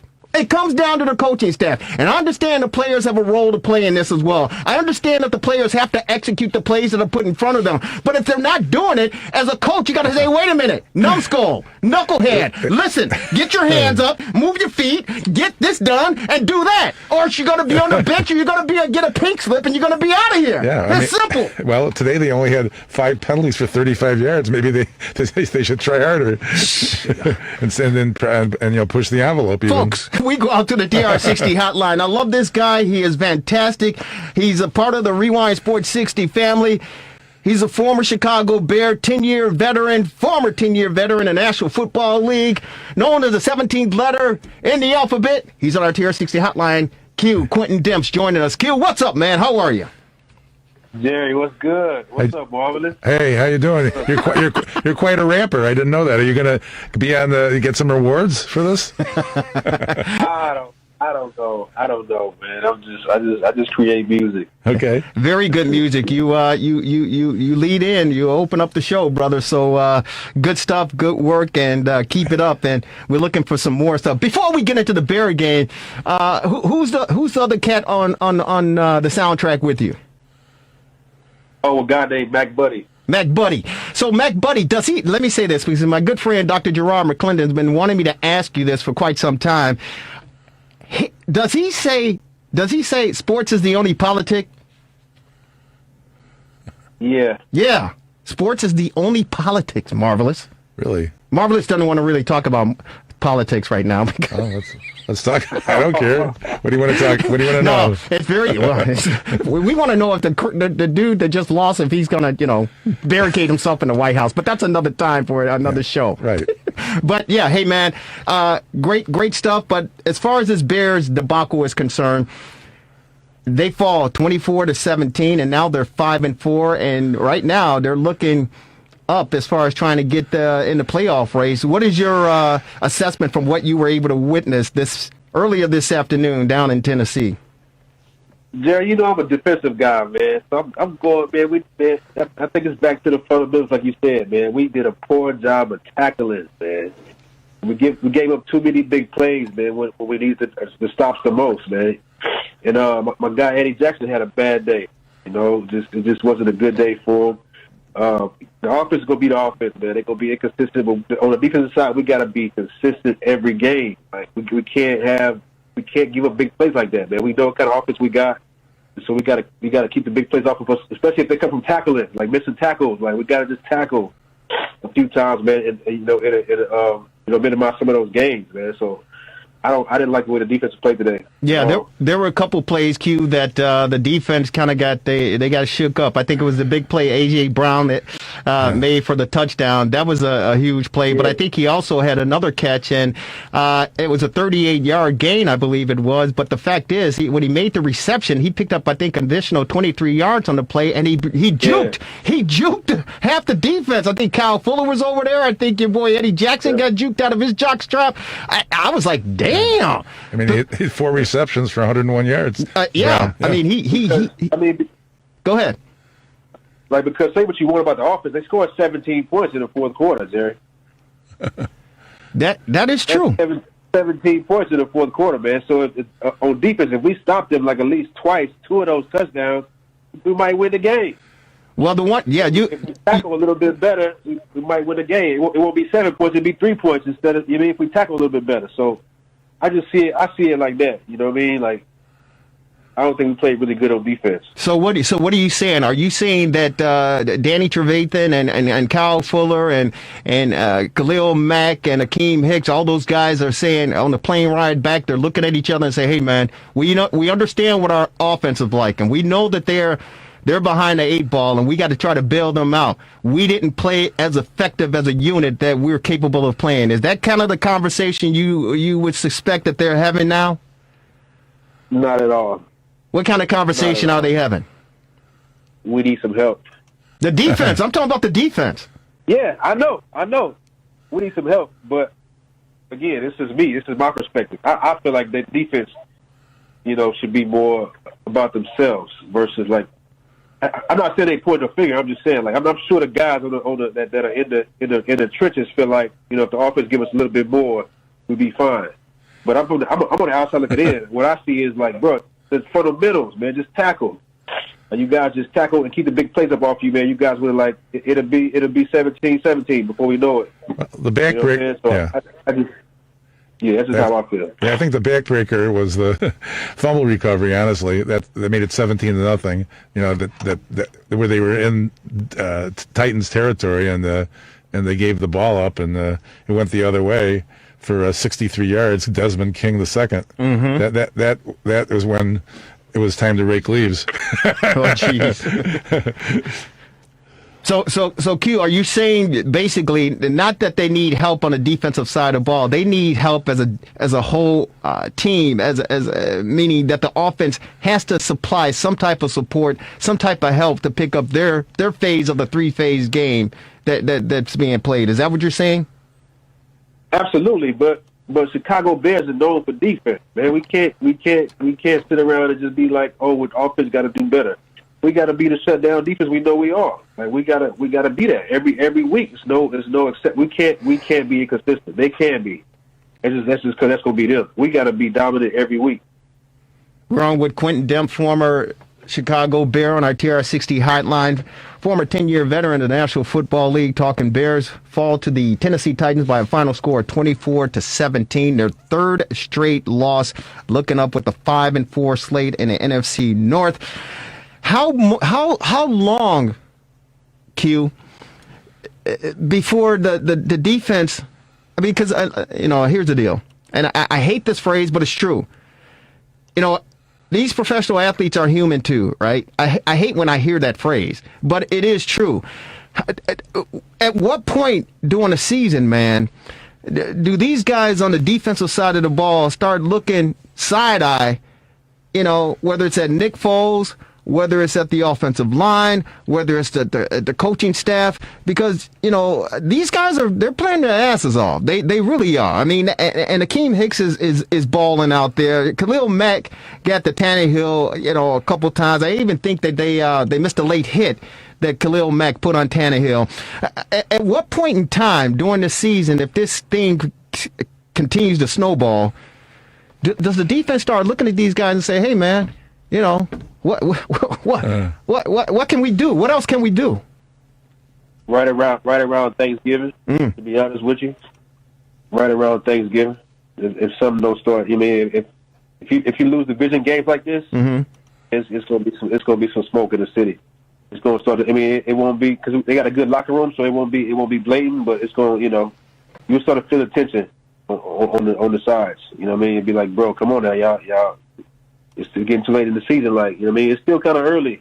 There's a lot of football left, but right around Thanksgiving, man, you gotta, we gotta know who we are. We gotta know how we're gonna win these games. We can't be still guessing on what it's gonna be. And you know what? You bring up a great point, because the big question mark as far as this 2020 team is concerned is the fact that many of us don't see an identity with this football team. Right. What do you have to say about that? Because, and you're right, Chicago's known as defense. It's a black and blue division, and what we grew up with, and, defense is king. What type of team do you see this being, the identity that they have? Or do they even have one yet? I don't know what kind of offense it is. Like, I don't know if it's running gun. I don't know if it's, I'm not sure. I think the verdict's still out on the offense. Really, like, are they going to sling the ball? Are they going to run it? Or like, what are they going to do? What is it? What kind of offense is it, really? What kind of quarterback do we have? I think the verdict is still out on Foles. Like, is he going to be inconsistent the whole year? Or, like, is he going to be that, that consistent guy that we thought he was going to be? Do you? Like I said, man, we got to Thanksgiving, man, to really figure out what the Bears are going to be. No, that's going to be pretty interesting to see, and it's going to be very difficult. Their next game is on Monday night, as the Marvel has said, against the Minnesota Vikings. So they do have some time to try to, right the ship, so to speak. But again, I'm tired of them talking about, hey, man, we're going to seriously when they're watching film, man. I mean, seriously, it's just talking, bro. Are they watching like the Flintstones or Popeye the Sailor, or what are they watching? Because it can't be the same film that we see on Sunday nights or whatever the case may be, man. What kind of film are they watching when they always talking about, we got to watch the film? What are they watching? Eating popcorn and sucking down Dr. Pepper? What are they doing, bro? They're just watching more the details, man. More the down and distance, more of the offensive lineman stance, what he gave away. What you saw here, what you thought there. How does that match up to what happened during the week? At practice.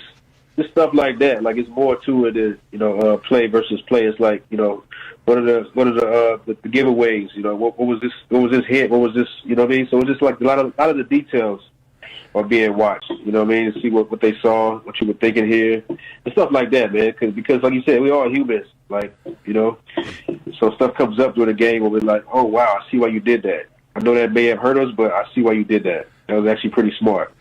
So, I mean, they would also, Q, I assume, tell them when they did something that wasn't so smart that needs to be corrected. Right. And that seems to be the problem. And week after week, the coach is saying, it's on him that the offense isn't working. And you'd think that there'd be some reckoning. Maybe we need a former coach who's in his 70s or 80s. I don't think Ditka's coming back, but he's no. So Q, I think the question that a lot of fans are questioning and wondering, and again, the old school cats like myself, because we've seen bad teams here in Chicago over the years, but the one thing that we pride ourselves on is the fact that, and we talk about defensively, that when teams would come into Chicago or they take on the Chicago Bears, they may say, hey, man, we can win this game, but they knew they were going to be in a dogfight, man. I don't know if teams necessarily feel that. What is your perspective? Yeah, I think so because of the defense that the Bears host. Okay. Yeah, I think everybody knows that. They coming in here, it's going to be a defensive game. Like, the defense is going to show up. So we got to bring our A game. Everybody knows that when you come to Chicago. I mean, especially with, like you said, the names you said, man. You got Khalil Mack, Akeem Hicks, Danny Trevathan, Eddie Jackson, Kyle Fuller. Like, people know that you're going to get a fight for sure. It's not going to be no run over for sure. So the other $1 million question that a lot of Chicago Bear fans are asking, and we're on with Quentin Demps, former Chicago Bear, joining us on our TR60 hotline, is the play calling of Matt Nagy. And again, before we get you on, I said I feel for Coach Nagy because he's just working with the hand that he's been dealt, man. And it's when they say you get lemons, you make lemonade out of it. It's very difficult for him to try to make the lemonade out of what he has. Do you think, in your mind, watching, like we are, that he needs to finally come to grips and say, hey, you know what? I need to turn over the play calling. Because I personally think that Matt Nagy falls in love with his plays, and he draws it up like we used to do back in the day in the dirt or whatever, and say, hey, man, if you do this, if you did that, this play is going to work. But I think he forgets that there are people on the other side of the ball who's going to try to prevent you from making that play work. I think he falls in love too much with his play calling. Do you think we might see sooner rather than later that Matt Nagy is going to turn over the clipboard and say, hey, I'm part of the blame here, I'm part of the problem because my play calls aren't working? No, he won't do that. And it's still too early. He's got too much pride to do that right now. He definitely won't do that. Like, you know what I mean? Because especially when you score 17 in the fourth, you see the big plays the defense gave up. It's like, we're almost there. It ain't me. It's just a few more things here and there we can fix. So he won't see it as him being him. He won't blame himself at all. Because like I said, it could have won his game. Like, you know what I mean? A few stops on defense, and I think it's a 17-10 ball game to Bears. Well, I mean, it could have been a different outcome. It was a challenging game to watch. Hey, man, you want to take a phone call real quick?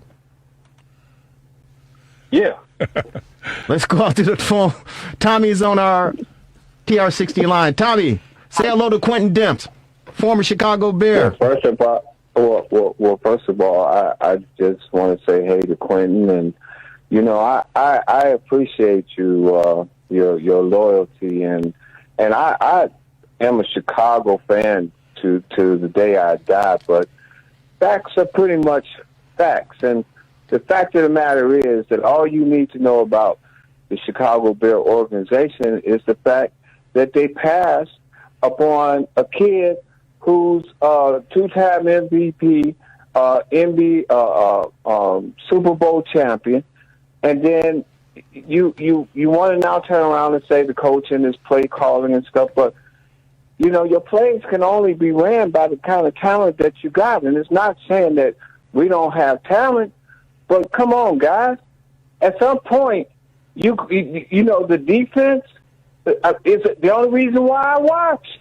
Because I don't know what the hell is going to happen on the offense. I don't know. I mean, one game I turned off and woke up and they won. And I was like, what the hell happened? Did they buy the game? They pay him off? Or is this another move by Trump or what? I mean, I just think at some point that the defense should just take rakes with them and just have it out there. I mean, hell, after 3 quarters, 4th quarter, come on, man. I mean, the teams that the Bears lost to, being absolutely honest and being serious, the teams that the Bears lost to are the teams that you need to beat if you're going to be at least a contender for the playoffs. And with that, I'll go back. I'll wait till next week. Hell, they sobered me up. I was good and drunk, man. Hey, Tommy, thank you so very much. We appreciate you picking up the phone and giving us a ring. What do you have to say about that, Q? No, I mean, he definitely made some valid points. Man. Like I said, man, it's any given Sunday. Like, no matter who out there, no matter if you got the MVP of the whole league or if you got Nick Foles, if you don't come to play on Sunday against whoever you play against, it's gonna show. Hey, man, you want to stick with us real quick, a little bit longer, or you got a break? Q, wake up. Yo, yeah, I'm good. You good? Okay, hang on, man. Hang on. I just want to say to those of you listening, of course, just like Tommy, if you want to jump in, our number is 773-763-9278, 773-763-WCPT. Bears fall to the Tennessee Titans 24-17. And, of course, they've dropped their 3rd straight game in a row. The Bears... And thanks to our good friend George Bliss, 2 of 15 on 3rd down today, ranked 31st. The only team worse are the Jets. He also said Matt Nagy stink. I don't necessarily say it's Matt Nagy, but I do believe, Q, that he needs to reconsider as far as the play calling is concerned, because the Bears need to do something, and it's unfortunate. Now, Q, this might not work with you, but this is what I think. This is what I truly believe, and the track record speaks for itself. I truly believe if things continue to go south the way that they're going, as far as this team is concerned, and as far as the win-loss record is concerned, I truly believe that the Bears need to take a serious look at Ryan Pace, the general manager, and if they made a move to say, hey, Ryan, it's just not working out. If George McCaskey told him, say, hey, it's just not working out, man. We need to go in a different direction. I wouldn't be surprised, because Matt Nagy has a winning record here in Chicago.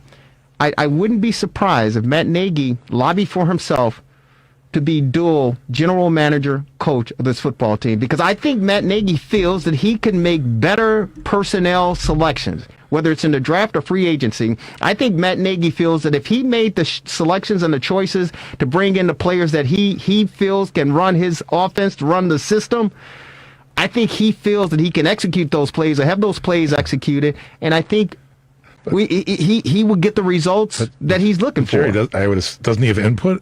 I don't know how much input he has. You're kidding. But I'm not kidding. Okay. I'm not kidding. You think Matt? Hey, Q, okay. You tell us. Did Matt Nagy make most of these picks on this roster? In your opinion, huh? I don't think so. Well, I don't think so. No. I think he made a lot of them, though. I don't know if he. I don't know, man. I think he made some of them, but I don't know if he made it to the point where he feels that these. I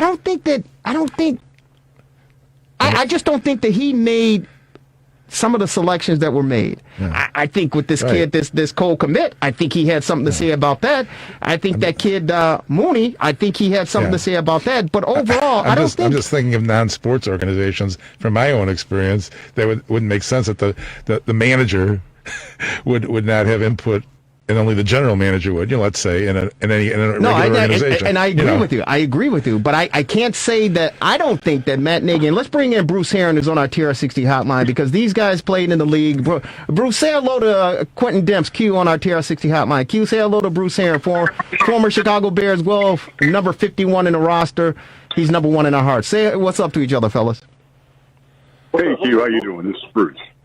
Good, man. Good.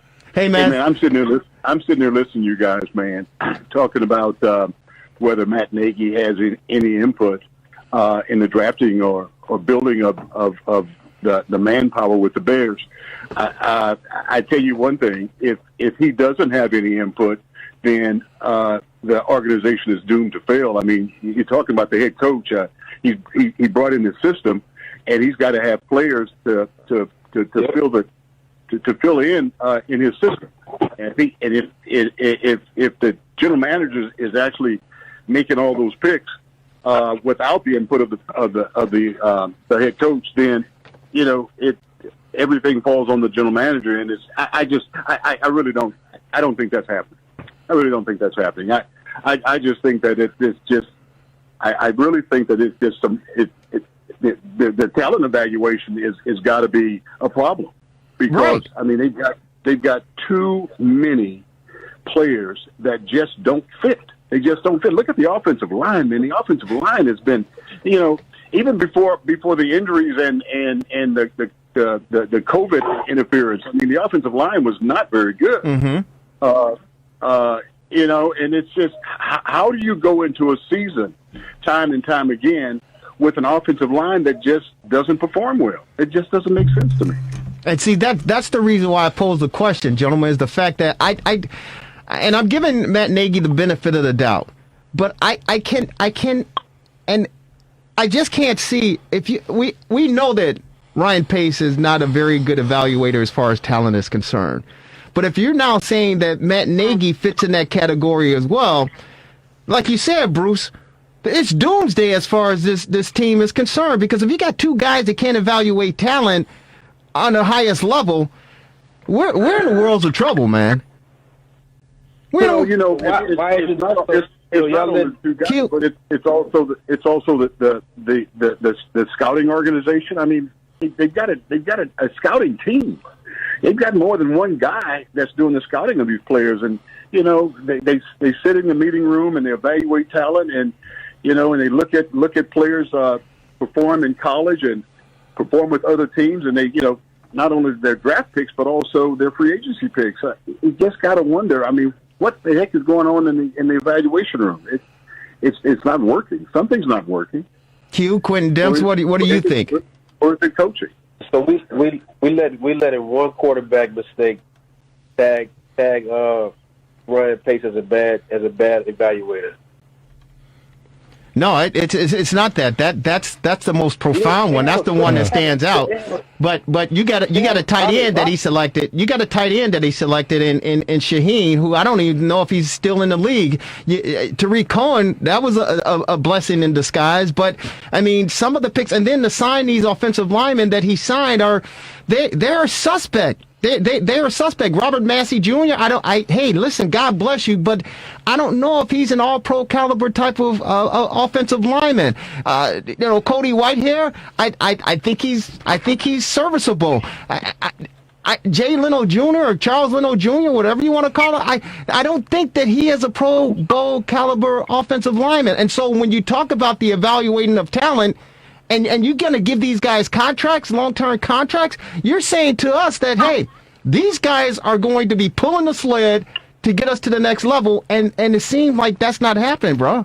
That's why people are looking at them and saying your evaluation of talent, because we're not seeing the positive results. We're not seeing the fruit of the labors, bro. And what about on the defensive side? That's probably where he doesn't have any weaknesses at, because he's got Eddie Jackson, right? There's a great move. Yeah. Mm-hmm. Yeah. I don't know. I'm just trying to evaluate it myself. Looking back at it. The problem, it's just difficult to support the team and watch the team every given Sunday. And thank God, gentlemen, that due to the pandemic and everything that's going on, that we do have Sunday football game. It is good that we do have the National Football League and we can evaluate this and watch all of this. But to me, you can't fool the fans, especially Chicago fans, because we are dedicated, we're loyal, and we know the game. And when we see, this nonsense going on week in and week out, it's suspect, and we get upset, we get frustrated, and we want answers. And right now, it seems like we're not getting the answers that we need. Jerry. What's up? The Bears have got. I mean, you look at the quarterback situation. They spent a first-round draft pick on Trubisky. Trubisky's got. He's a mobile quarterback, but he's not an accurate quarterback. He can't process. It appears that he can't process the defense and make a concerted decision, adjustments, and put the ball where it's supposed to be, in a split second. And that's what you've got to do if you're going to be a quality quarterback. And then on the other hand, you've got a quarterback who can do that, but the problem is that he has no mobility.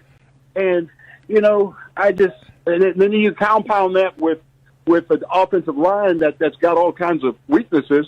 Man, it's just disaster waiting to happen. Yeah, he has no time to make his decisions. Q, what do you say to that? Q. I don't know, man. I think the big picture is we want to know in the division, right?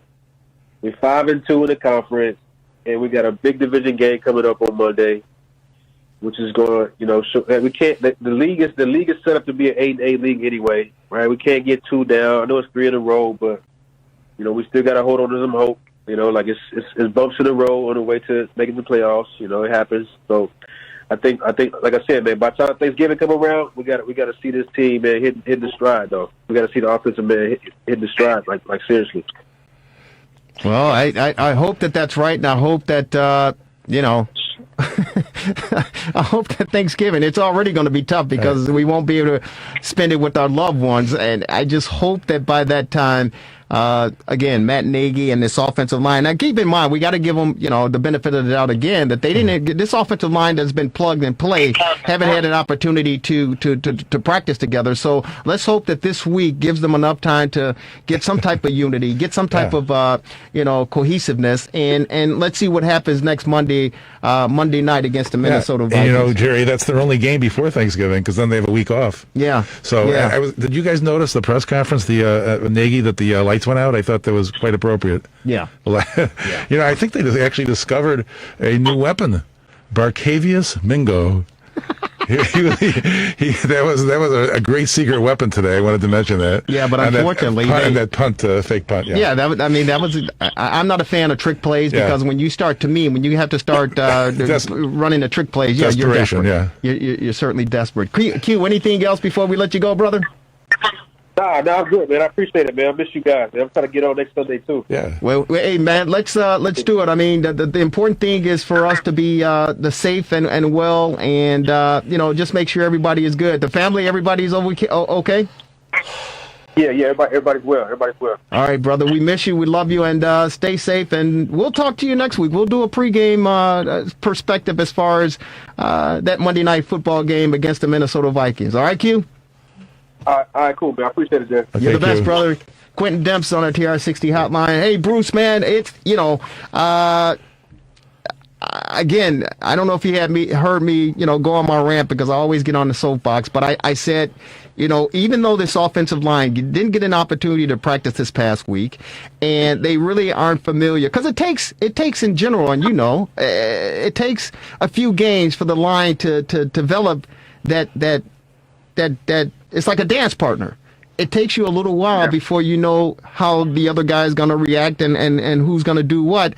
But when you get into a bind, in my opinion, don't you revert back to the fundamentals and the technique footwork, handwork, finding the angles and things of that nature to try to at least manage your way through a game when you run into problems? Yeah, playing offensive line, Jerry, there's a lot going on with offensive line. It's not just the guy blocking the guy that's on him, because the defense they've got all these loops and all sorts of stunts that they're running at you, and so guys they've got to trust one another. They've got to develop a rapport with one another. It's usually the center that's calling the blocking assignment at the line. And there's a lot going on. And so when you have starters that go down, and you're plugging in a guy off the practice squad or a second string guy that hasn't played much, then those guys they expect those guys to perform as if they've been playing every snap, but they haven't. And, getting into a game when you haven't played, the game is so fast, man. It's so quick. And it doesn't allow guys a chance to think and then respond. You've got to respond and think at the same time. And that's how quickly the play takes place. And when guys haven't played at all, it's tough, man. It's tough, especially when you don't have the veterans right next to those guys. Like you got a practice squad guy coming in at guard. You got the tackle who's been there for every game, for every snap, and he can kind of protect the guy and talk to him, while during the snap. But it's just. But when you look at it and as a whole, the offensive line wasn't performing well in the first two games of the season. Right. And that's what's so puzzling to me. I played the game, man, and playing at that level, I mean, it's a complicated game. It's a quick, fast game. It's you got guys that are strong and fast. I mean, Jesus Christ, man, and things are happening so quickly. They come out, call a play, and then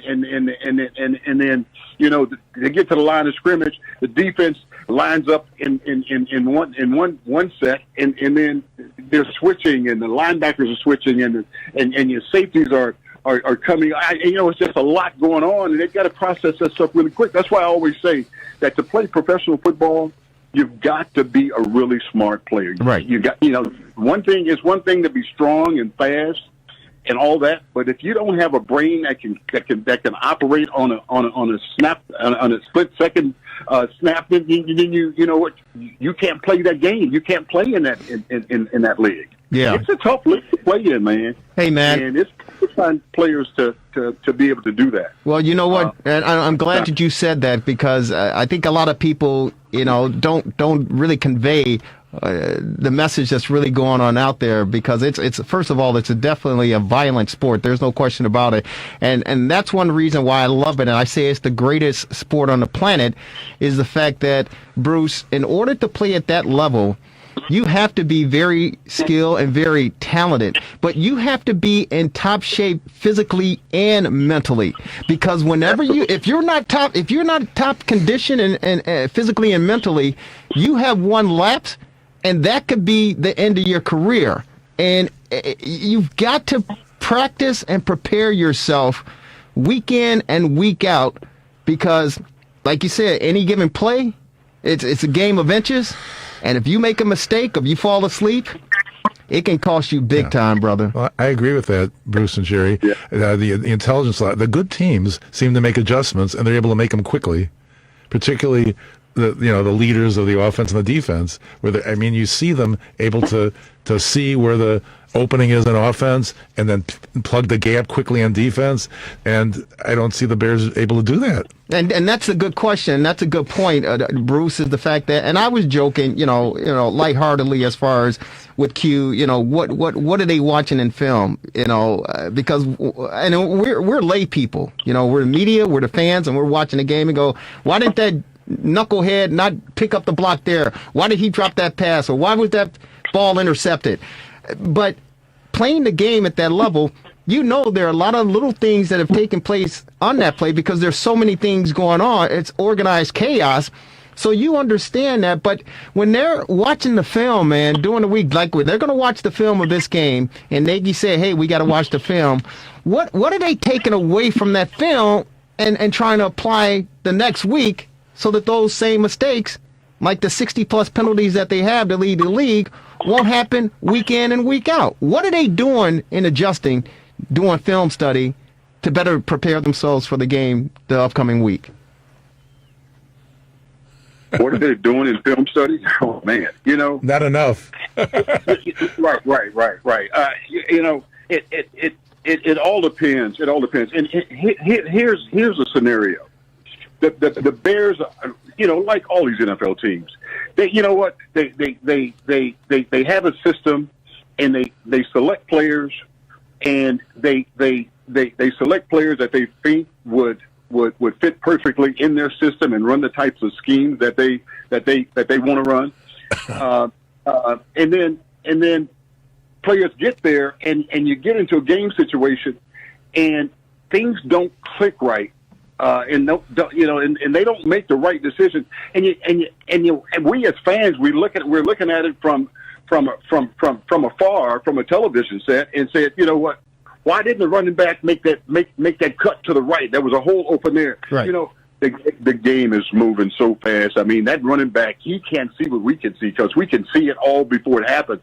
He's got to trust that block is going to be on that linebacker, on the middle linebacker. If the guard's blocking out rather than blocking down, then you know what? That's a whole different problem for this running back. He's got to make a split decision, and that decision that he makes could be right or wrong.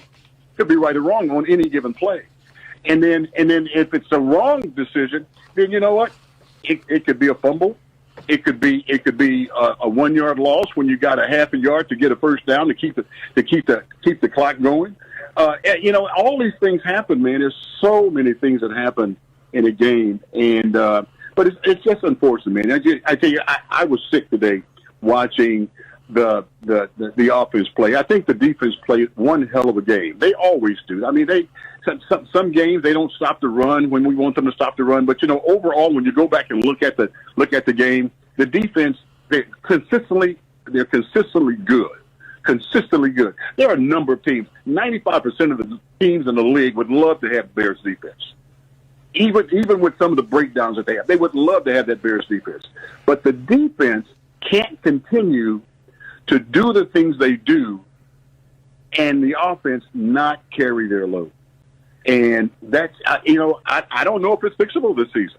I really don't know if it's fixable this season. Yeah. I just hope and pray that, they go back and look at the tape and can actually identify some areas where they really can improve, and then get it fixed, and then come out over the next few games and perform. Because right now, fellas, we're not looking at a playoff. We're looking at we got to take one game at a time and just say, hey, we just got to get better. Yeah. Well, as it was, they were the 8th seed and only before today, and only right. 7 get in. Yeah. So they were on the outside to begin with. Hey, Bruce, we only got to say one thing, man, before we let you go. We only got to say one thing here. What's that? The Bears are what we thought they were. The Bears are what we thought they were. The Bears are what we thought they were. Yeah, that's all. The Bears are who we thought they were. Hey, Bruce Aaron, you the man. We appreciate you every week, getting an opportunity to talk with you, to break down some Bears football, brother. Hey, the family good? Everybody's good? Everybody's good, man. And you know what? I want to say one thing before I go. Man, you know what? I can talk about the Bears and their weaknesses and stuff, but that is my team, man. I love the Chicago Bears. That's in my blood, man. I'm part of the family. Well, we love them too.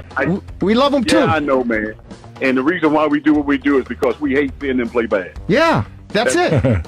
That's it. Absolutely. And then we spend 3.5, 4 hours every week on this football team, and we want to see some better results because we want to be able to support them and cheer them on. Bruce Aaron, you're the best, brother.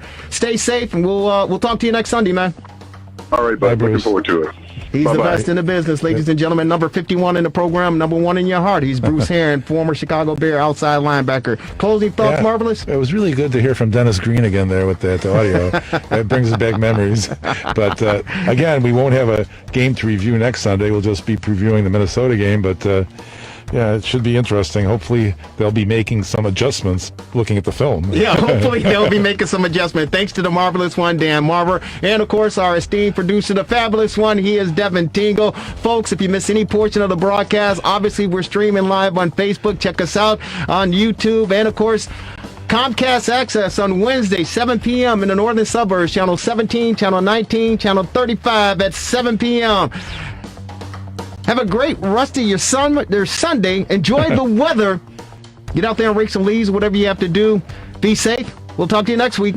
Bears fall to the Tennessee Titans by a final of 24-17. Take care, everybody.